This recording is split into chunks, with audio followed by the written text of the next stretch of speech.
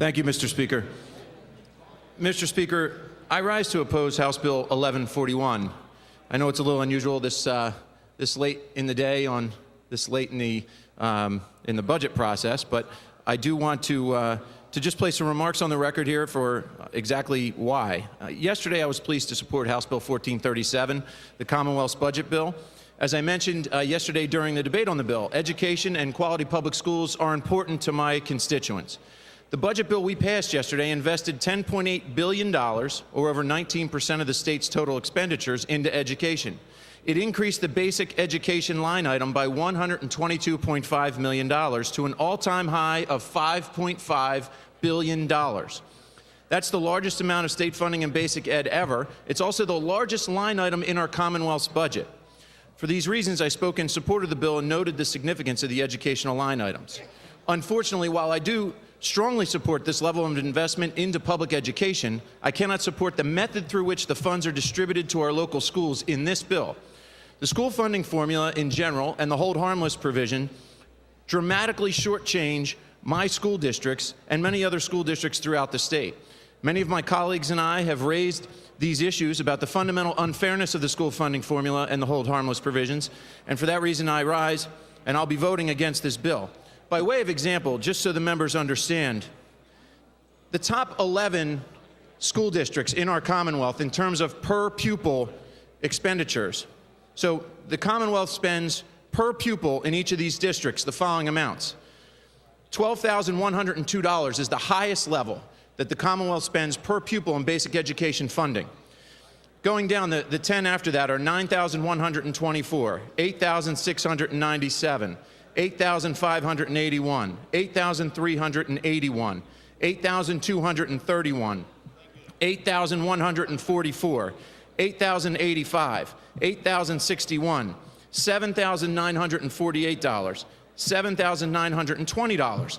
So you see, that's the amount of money that the state spends per pupil in basic education at each of those districts, all above $7,920.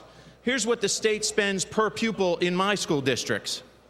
The highest of my 4 school districts receives $918 per pupil. Let me say that again. The highest in the state receives $12,000 per pupil. The highest in my district receives $900 per pupil. Going down, $769 per pupil, $726 per pupil, $612 per pupil, $531 per pupil. That's the 5 school districts in my legislative district. None of them receive more than $1,000 per pupil. Yet this bill, House Bill 1141, is going to drive these basic education funds, the largest line item in our budget and the largest amount we've ever invested in state education, through a formula that will give some districts between $7,000 and $12,000 per child. Mr. Speaker, I know many of my colleagues are concerned about property taxes. When you take a look at the share of state revenue and local revenue funding the schools across our Commonwealth, you'll see that the 11 districts I started off with the $7,900 to $12,000 per pupil, all receive between 64 and 78% of their total funding from the state. They only have to rely on local property taxes for anywhere between 13 and 30%. My districts, on the other hand, only receive 14, 15, 16, and 17% from the state. What does that mean, Mr. Speaker? That 81, 82, 82, 85, and 85% of my school's funds have to come from the local property taxpayers.